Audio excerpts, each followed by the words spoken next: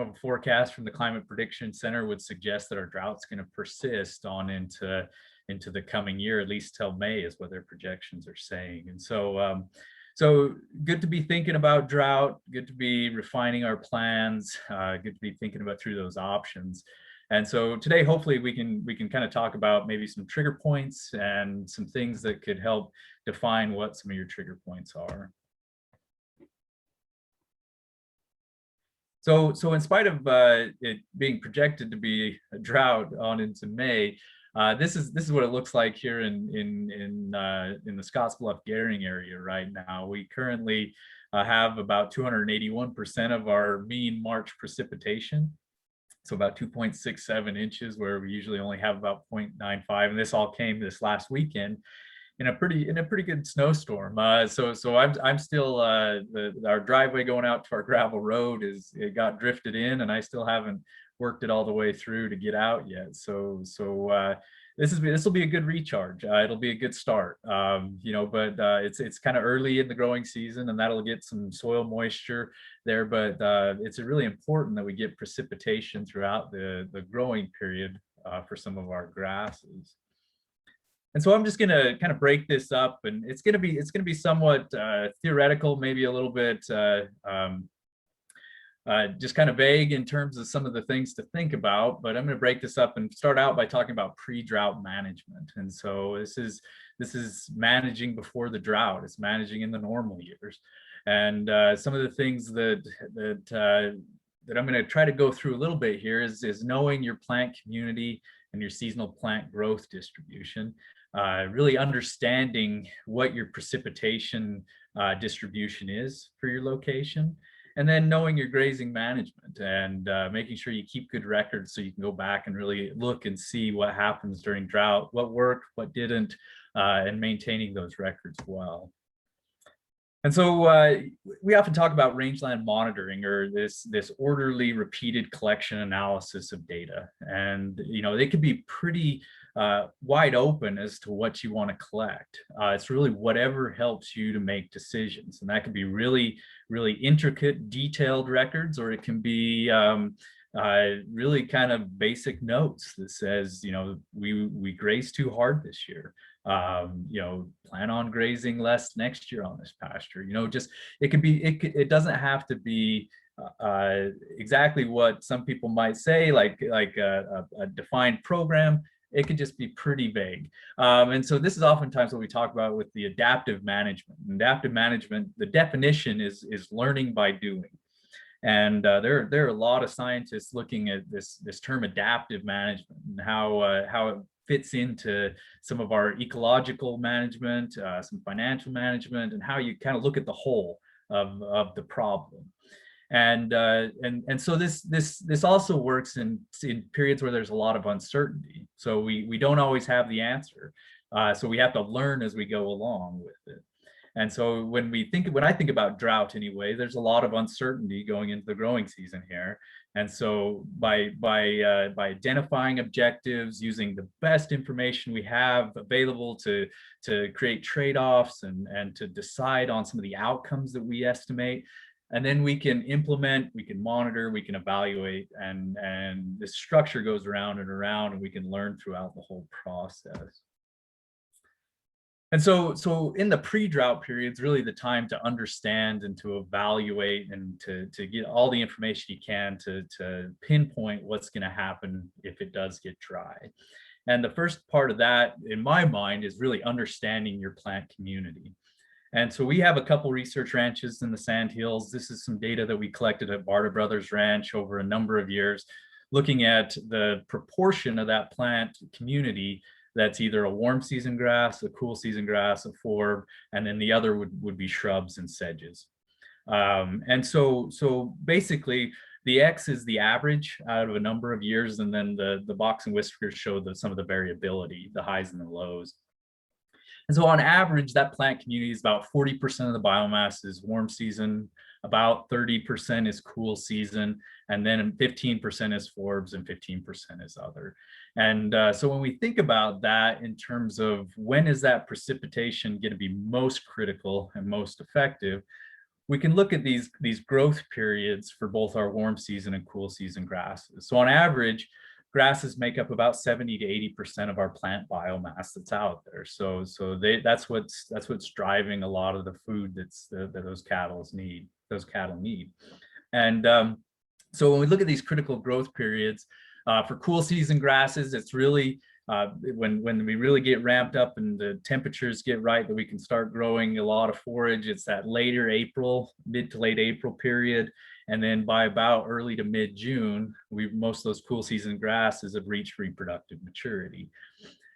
Typically for our warm season grasses, that tends to be, mid to late May when they really start to ramp up growth, and most have reached their reproductive maturity by the end of July and on into August. And so these are our windows, and this is when precipitation is most critical to the growth of those plants. And so also with this data, we started looking at it to look and see how much is put on of the total biomass is put on at different times of the growing season. And so we collect plant biomass at middle of June, around June 15th. And then we go back and collect in August, middle August, about August 15th, somewhere in that neighborhood. And so June 15th would be the peak standing crop of the cool season. August 15th would be the peak standing crop of the warm season. So by August, we figure we have almost most of that growth for that year. We may get a little bit on into the fall on some cool seasons, but most of that growth in that mid-August period that we can capture. And so when we look at the amount of that total August growth that's grown by June 15th, we have about 66% on average of that biomass is grown by June 15th. Now it's somewhat variable, in really dry years, like in 2012, we had almost 92% of the total plant biomass that was grown by June 15th. We really didn't see a whole lot more that was grown past that just because it was so dry that summer. And then in some of our wet years, it could be down around the 40% because we get a lot of growth afterwards because we get enough precipitation. But on average, between June 15th and August 15th, we get about 34% of our total plant biomass that's grown out there.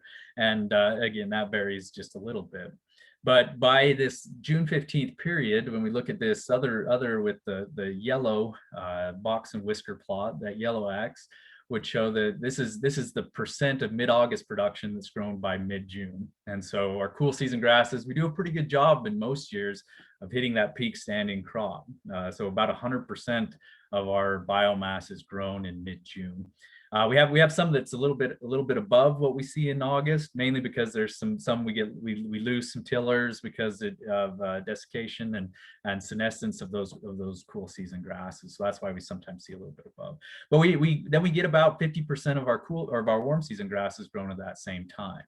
So as you visualize your rangeland, whether it be warm or cool season, and make a estimation about how much is out there, we figured that about 50% of our growth on those warm season grasses is occurred by June 15th, and we have nearly all our growth occurring on our cool season grasses.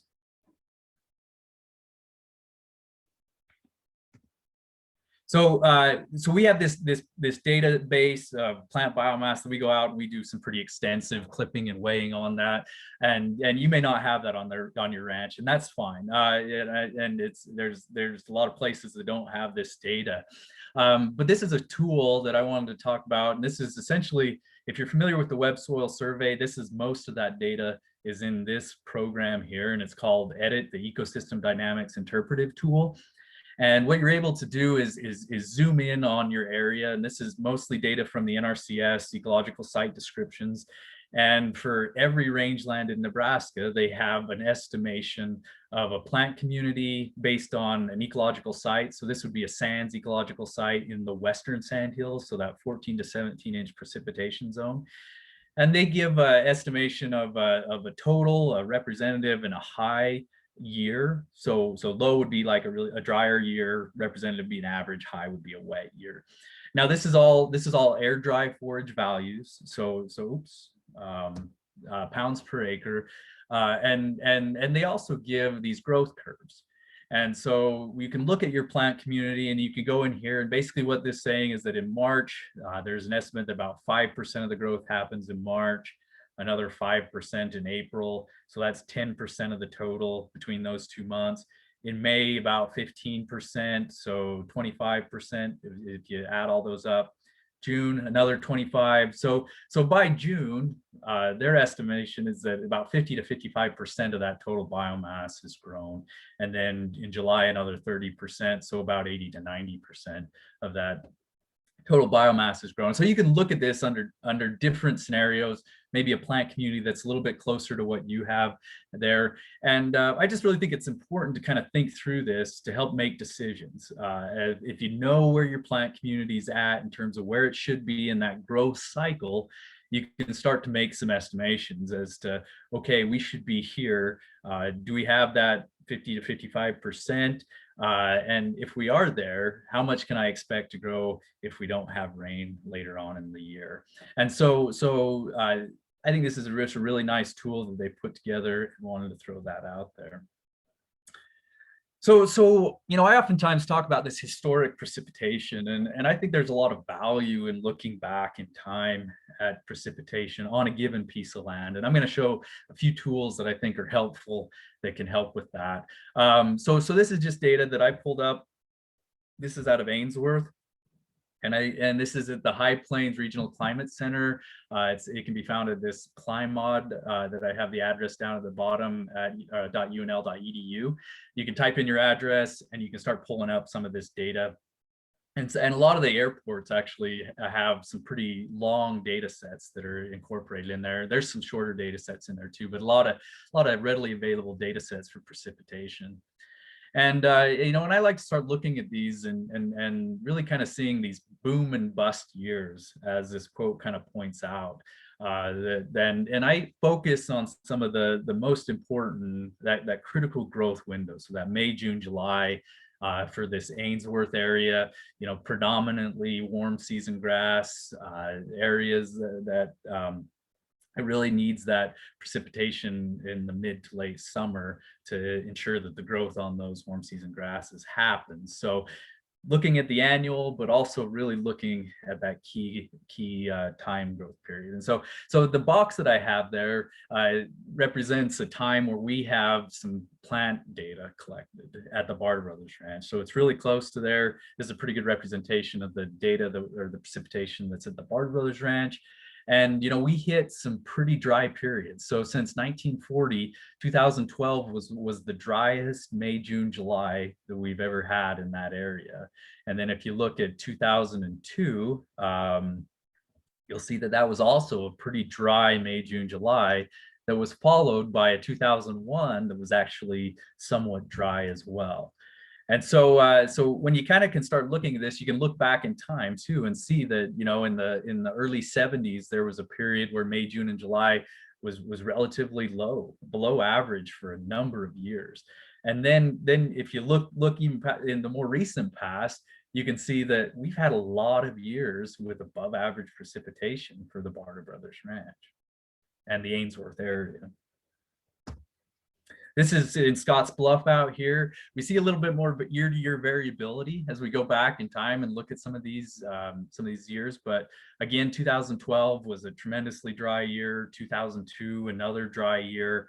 If we go back to 1988, 89 there, that was another dry year. And so about for the last 30 years, we've seen it about every 10 to 12 years, we've seen just kind of a drought that's pretty severe hit an area. And so I'm not forecasting that one's in the cards for this year, but it is something to consider. Now, there are a lot of tools out there that can help you visualize your rainfall at your area. And so as I said, the High Plains Regional Climate Center is one that I often use to get precipitation data for the closest town. And you can get monthly precipitation data from that, and you can download that data. Another program is called this PRISM. It's an Oregon State, and it models data. And so basically what you can do is you can click on an area and it'll model that data for your specific site. So it's a model. I think they do a pretty good job, but it's based off some known amounts in known long-term climate data collection sites, and they extrapolate that out across an area. And so that's another one. And a tool that I really have liked recently is called the Standardized Precipitation Index tool. And it's at the University of Arizona, and they take this and they take it a step farther, where they start to analyze some of the data. So they standardize this precipitation in terms that based on an average, you know, if it's a 2, that means it's extremely wet. If it's a -2, that means it's extremely dry. And so this, I think, just creates a nice visual as we look at the years across the bottom, and the scale kind of shows the length in terms of months. Excuse me, just the month and the year is on the bottom. But if we just look at it in terms of the brown that's on these periods, this is back in the 1930s that we see this this exceptionally dry period in the 1930s. We see another exceptionally dry period in the 1950s. There's some in the 1970s, not quite as bad. This here is the late 80s right here, when we saw that drought that took place. This right here would be our 2012, this little one. So it was kind of a shorter drought. It really was going from we had a fairly wet 2011 at the Barber Brothers Ranch. 2012 hit like a ton of bricks and it was dry. But then 2013 pulled out of it pretty quick, and then we had another relatively wet period. And then going into 2018, 19, and 20 have been all pretty wet in this area. But being able to kind of look back at your climate and visualize some of these things. Now the 30s were dry, and it was a pattern that happened then. And so, you know, these multiple year droughts are what I'm worried about. And, you know, are we going to see these periods where we're going to see something like the 1930s that may have 4 or 5+ years of pretty bad drought? And maybe some of you have seen that in your localized area, but this area for Barber Brothers, it you know, it kind of seems that we've been in a pretty wet period of late. And so overall, you know, I mean, the pre-drought period is really just understanding and kind of our basic grazing management recommendations, that you maintain a stocking rate that leaves adequate residual biomass out there, that you adjust the time of grazing in subsequent years, and that you manage livestock distribution to limit heavy use on some of your pasture areas. And you know, we keep records on our pastures, so we can look back and see how many AUMs we took on our pastures over time as well. So during the drought, you know, it's really just looking at tracking precipitation and plant growth, setting those trigger dates and associated management objectives, and then monitoring pasture response. And so I'm going to jump in a little bit more at the Barber Brothers Ranch here and some of the data that we have there, where we've looked at how, you know, really tried to understand how does precipitation influence total production and production of different plant functional groups. And so we clip a lot, as I kind of indicated, and this is how we set up these exclosures that we go out and we clip one half of them in mid-June and then the other half in mid-August. And so, you know, we typically have about 60 of these quadrats spread throughout the ranch at any given time, and we move them every year so they capture what was grazed the previous year. And so this is the data since about 2001. And, you know, and I look at it that if we're getting below that 75% of average production, that's a drought that likely either one, we ran out of forage and we didn't quite have enough, or that we're probably grazing at a higher level than what we would like if we didn't adjust numbers. So since 2001, we've had 5 years where we were below that 75% of the average. On the other side of that, we've had 4 years where we were above that 125% of the average. And so that's roughly about 50% of the years in the last 20, about nine of the last 20 years. And then 11 of those years were somewhere in that average. And so about 20 to 25% of the years is probably likely that we'll have a drought type event that limits our biomass that's out there. And this equates to about a 3 times difference between our lowest biomass, which is about 884, all the way up to about 2,800 pounds per acre between our lowest and highest years. So, if we hit a dry year and then followed by another dry year, this 2002 really seemed to be that seemed to be the biggest effect. It was kind of 2 dry years followed back to back, and really dropped our biomass production. So if we think about that from a management standpoint, can you if you lose if about 50% of your forage that's available, how do you manage through that drought? And that's kind of the worst case scenario that we've seen with our data here in the last 20 years.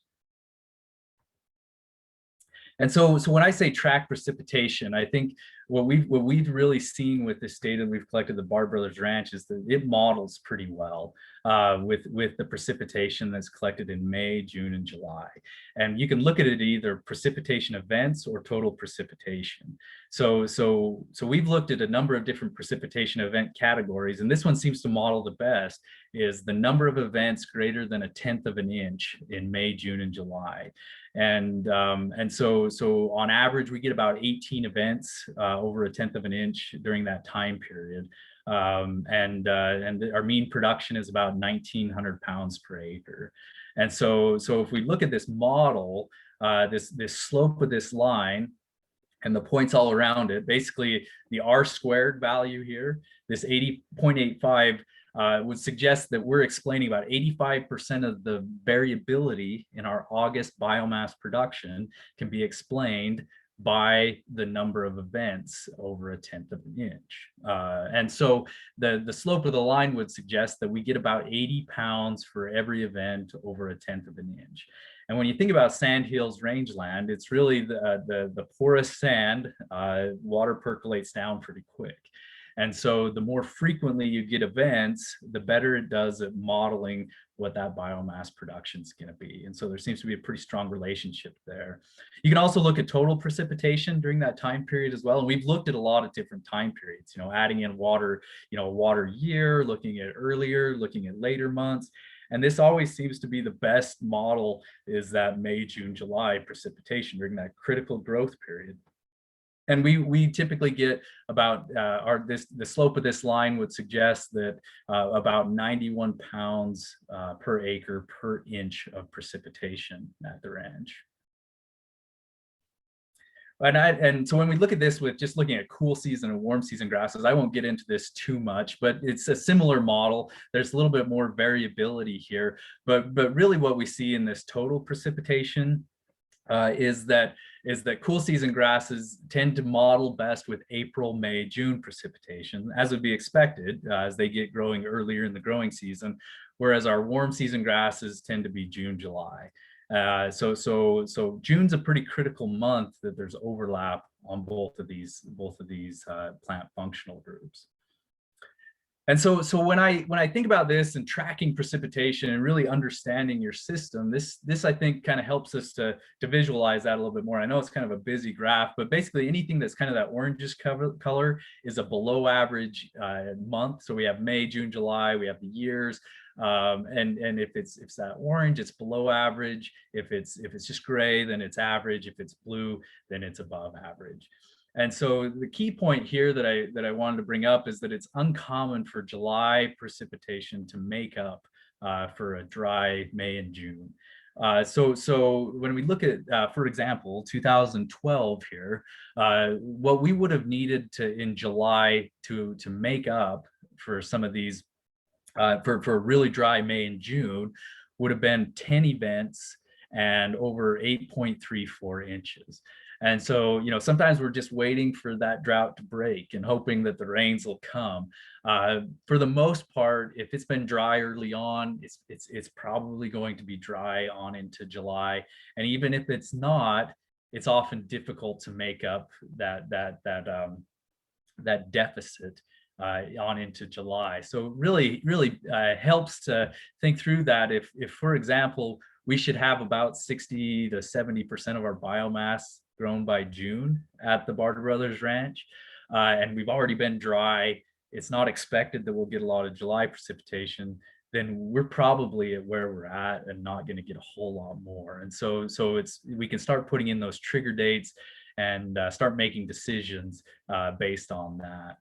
I'm going to throw in there another year, and I'm going to talk about 2017 because it was somewhat an unusual scenario and an unusual year. So if you look at the box for 2017, we see that we had a pretty average number of events in May and July, and then above average actually precipitation in May and July.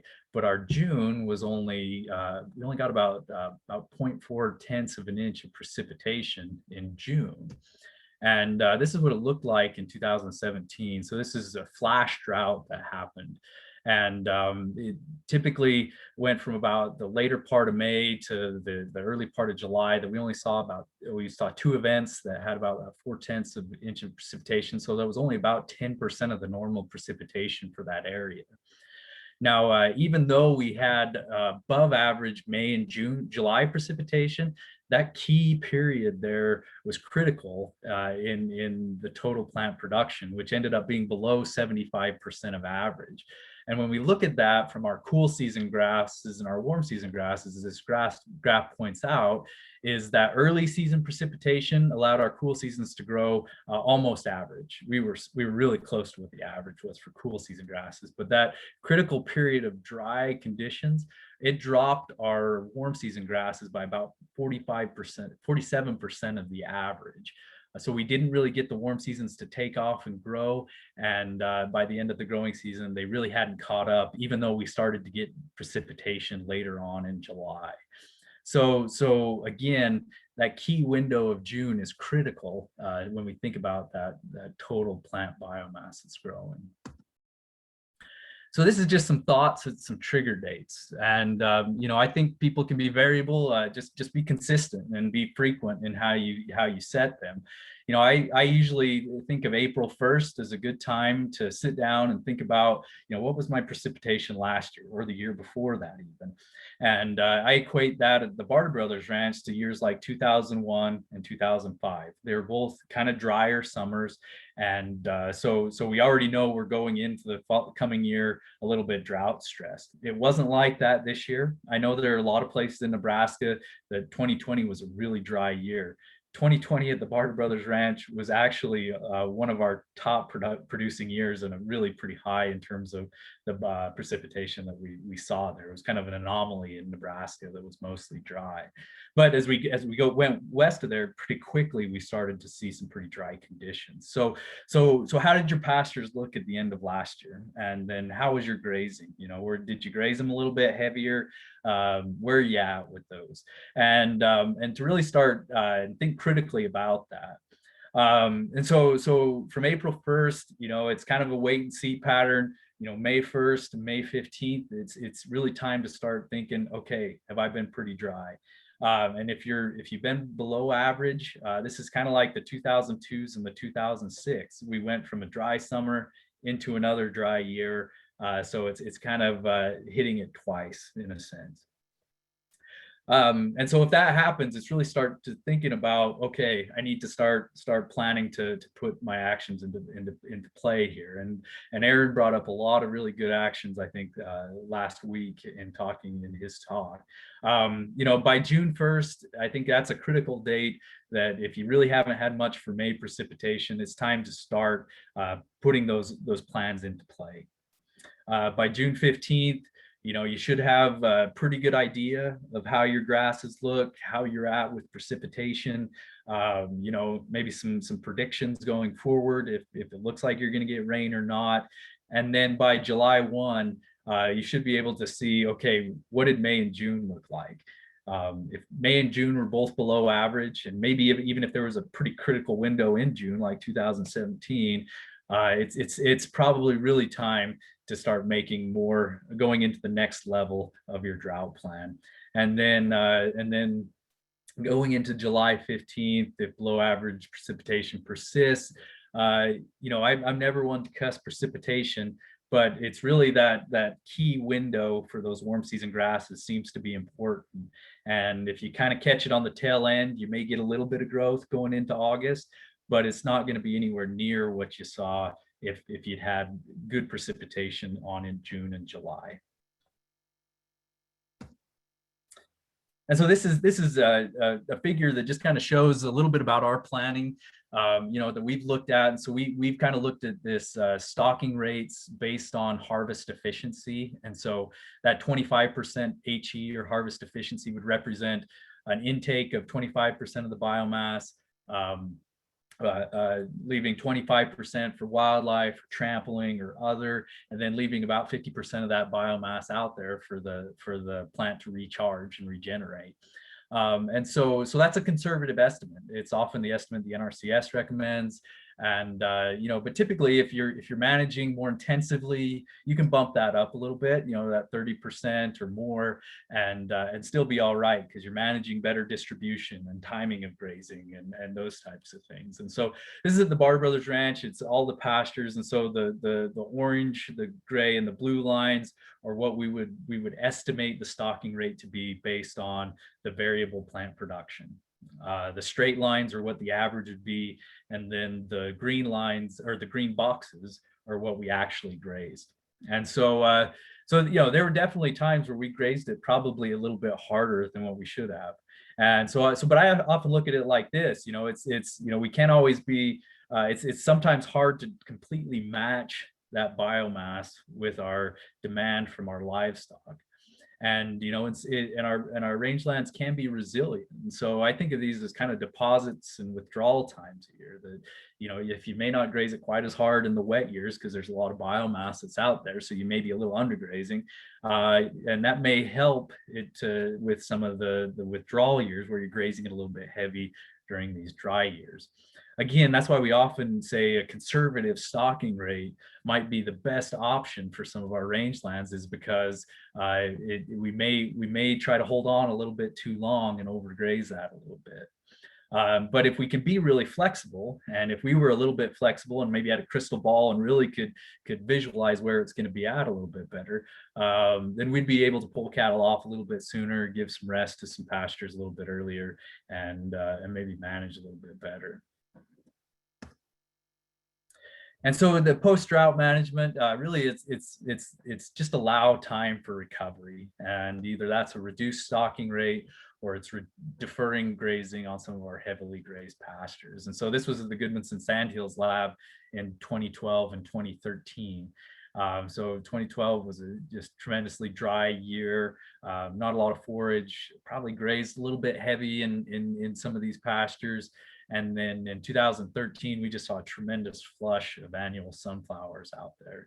And so it's kind of interesting from the stance that our prairies have a resilience factor and some mechanisms built in for ground cover, and it was able to take advantage. This annual sunflower was able to take advantage of some of those bare areas created by the drought in 2012.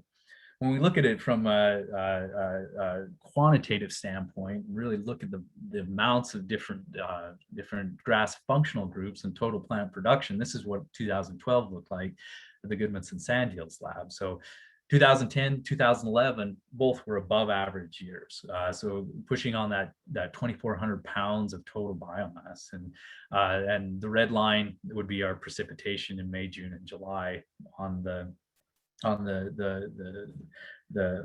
y-axis, the secondary y-axis.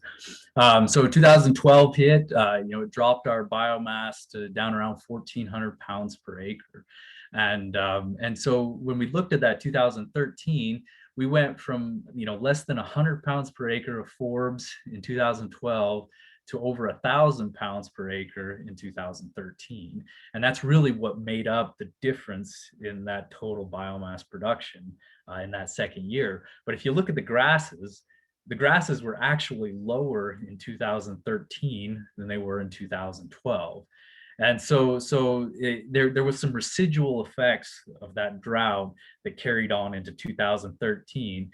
And then as you look into 2014 and 2015, we saw kind of a gradual recovery of those warm and cool season grasses back to where they were previously. And yep. So we got a question here. And basically the question is, since we got 26 inches of snow in Kimball County, Western Kimball, what's your recommendation for stocking yearlings in 2021? Yeah, that's a good question. Um, yeah, so I think this this precipitation we get is really going to be valuable to some of our cool season grasses. So we're I'm guessing that you're predominantly cool season down there. Correct me if I'm wrong. You know, it may have quite a bit of blue grama too in that region. But if you do have a lot of cool season grasses, this is going to be valuable precipitation for that soil moisture profile. And so it should be pretty good. If you know it, but there's also species that'll take advantage of it. If there's a lot of cheatgrass out there, that's going to take advantage of some of this early season moisture.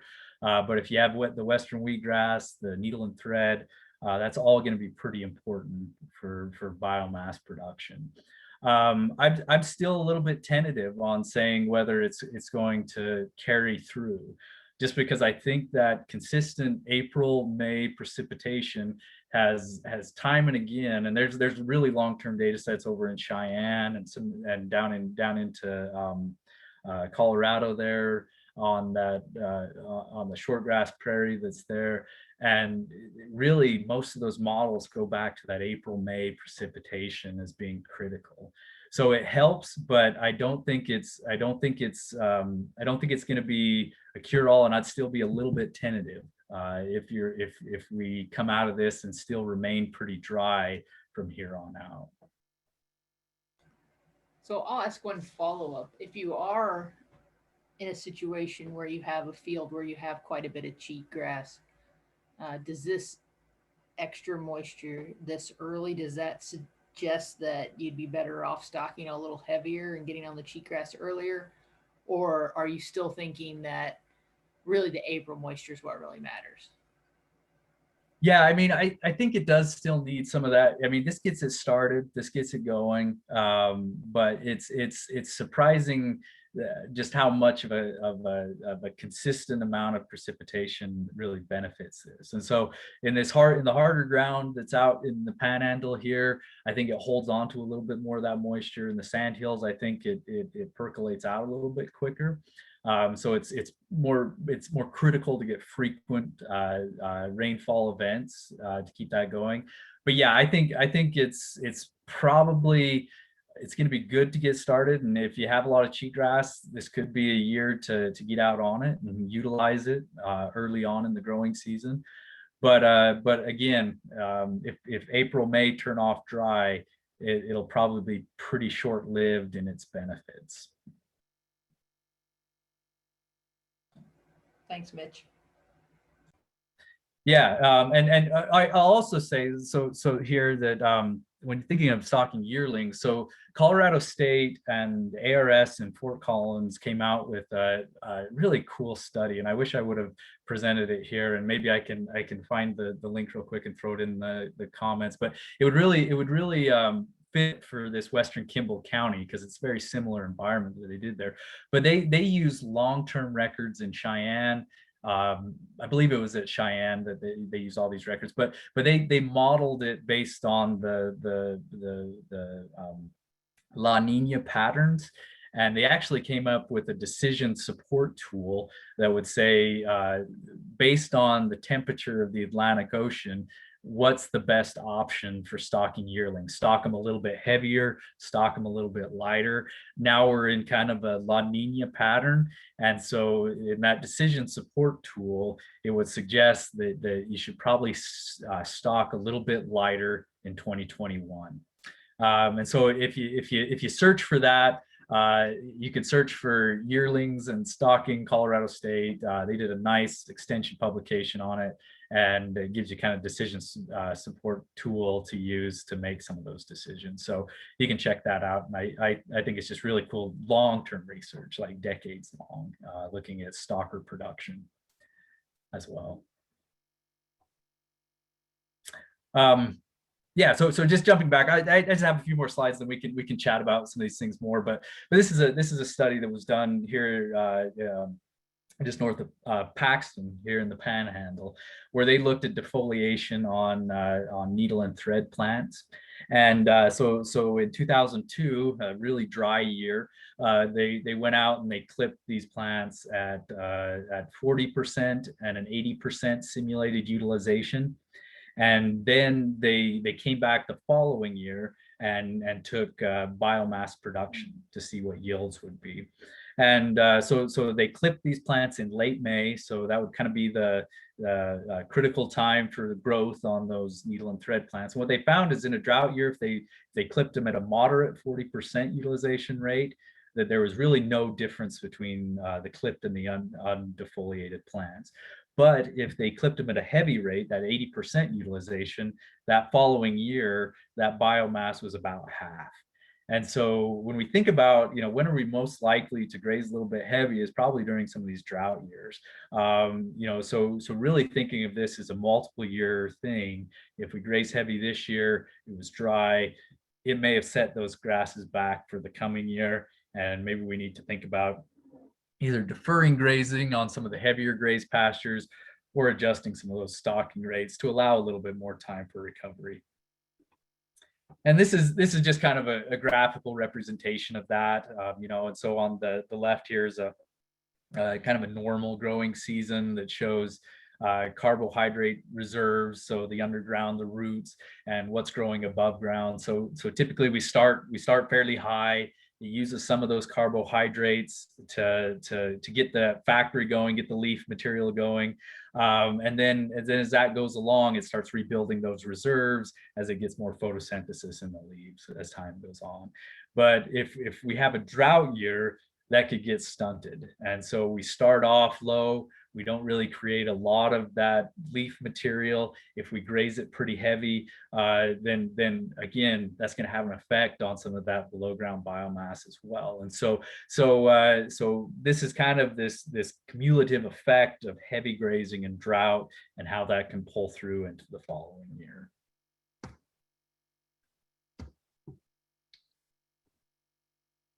And so here's a few tools that I think are pretty handy and that I've used. So the GrassCast came out recently. They do their best to use established models of precipitation and NDVI, so satellite imagery, to make projections as to what biomass might be. And so this was their final projection that they gave last year. And so you look here at the Barter Brothers Ranch, we're right in this Brown Rock County here in Nebraska. So we're about over 30% of the total. And that's basically what we saw in that for our data collection. The Panhandle here, we had some areas that were down at 15 to 30%, some a little bit below up there in the northwestern Panhandle. So we had a dry year out here last year, as many of you know. And so consideration or think about that as you go into next year. This is a tool that can be used to kind of track that and see what their projections are based on precipitation and greenness index and some of these other things. And the other one's this rangeland analysis platform. And this program's really evolved over the last few years. So initially it was just cover that they took from satellite images that go over about every 2 weeks. So you could look and see if it was perennial, annual, trees or shrub. Did a really nice job of looking at trees. But it's kind of like Google Maps. You can go in there, you can zoom in on your ranch, you can actually make polygons around your ranch and get data just for a pasture. But here in this last year, they've modeled it to where it starts estimating biomass production. And they modeled it to where it'll estimate it about every 2 weeks. So every time that satellite flies over, it'll run that estimation. And then it'll give you a yearly estimation of total biomass production. And so you can go back in time because we have satellite images back in time. This is all based on ground truthing data, like something like 50,000 points of ground truth data that they've pulled into this model. So it's somewhat variable. It's still a model, still not perfect, but I've been pretty impressed with what it looks like for some areas in Nebraska here is the data that it's telling us. So you can check that out. It's if you're not out clipping, this is kind of a substitute that probably gets you pretty close to what your average is over the long term.